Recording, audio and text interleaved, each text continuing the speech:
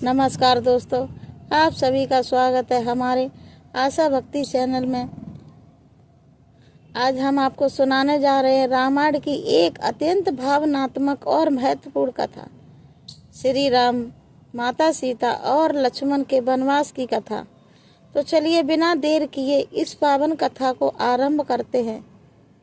जब अयोध्या में श्री राम के राज्य विवेशक की तैयारियां हो रही थी, पूरे नगर में उत्सव का वातावरण था।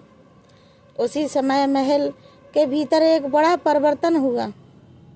रानी कैकेयी ने राजा दशरथ से अपने 2 वरदान मांगे।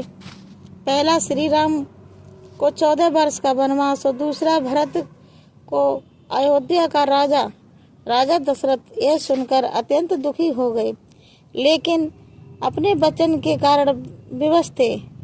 जब यह बात श्री राम को बताई गई तो उन्होंने बिना कोई प्रश्न किए पिता की आज्ञा को स्वीकार कर लिया और शांत भाव से वन जाने की तैयारी करने लगे।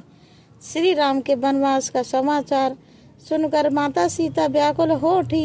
उन्होंने स्पष्ट कहा कि वे अपने पति के बिना अयोध्या में नहीं रहेंगी और हर परिस्थिति में उनके साथ ही जाएंगी। लक्ष्मण ने भी बड़े भाई की सेवा को अपना धर्म मानते हुए वन जाने का निर्णय लिया। तीनों ने राजसी वस्त्र और आभूषण त्याग दिए, बलकल धारण किए और अयोध्या से वन की ओर प्रस्थान किया। जब राम, सीता और लक्ष्मण नगर से बाहर निकले तो पूरी अयोध्या शोक में डूब गई। वन मार्ग में सबसे पहले उनकी भेंट निषाद राज गऊ से हुई, जिन्होंने प्रेम पूर्वक उनका स्वागत किया। आगे चलकर वे गंगा तट पहुँचे, जहाँ केवट ने श्री राम के चरण धोकर उन्हें नाव में बैठाया और गंगा पार कराई। इसके बाद वे ऋषि भारद्वाज के आश्रम पहुँचे, जहाँ उन्होंने कुछ समय विश्राम किया।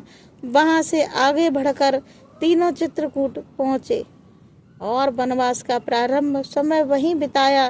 कहा जाता है कि यह समय मकर संक्रांति के आसपास का था। चित्रकूट के वनों में राम, सीता और लक्ष्मण साधारण जीवन जीते थे। कुटिया में निवास, कंद मूल का भोजन और शांत वनवास। आगे चलकर वे दंडकारण्य की ओर प्रस्थान करने लगे, जहां उनकी वन यात्रा और भी कठिन होती जाती है। यहीं से रामायण की वह कथा आगे बढ़ती है, जिसने आने वाले समय में अनेक घटनाओं को जन्म दिया। तो दोस्तों, यह श्री राम, माता सीता और लक्ष्मण के वनवास की कथा आने वाले। अगर आपको यह राम कथा अच्छी लगी हो तो वीडियो को लाइक शेयर जरूर करें और सब्सक्राइब करें। जय श्री राम।